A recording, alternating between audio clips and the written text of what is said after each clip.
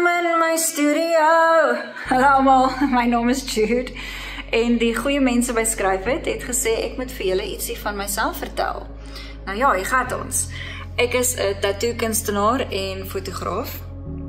Ek woon in 'n dorpie met die naam van Eiserfontein, klein dorpie op die Weskus, so halfpad tussen Langebaan en Melkbos. En ja, musiek is vir so lank as wat ek kan onthou al 'n baie groot deel van my lewe. Ek is hoofsaaklik 'n sanger, ek is nie altyd so warm op die instrumente nie, maar liedjies skryf veral is nog altyd een van my grootste passies.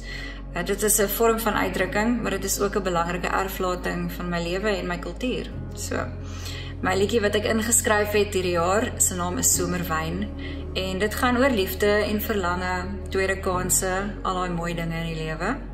So dit sal die wêreld vir my beteken as julle na die webtuiste toe gaan en my liedjie gaan luister en vir hom stem. Dit is ongelooflik lekker om deel te wees van die proses en ek sal graag nog so eentjie wil stap.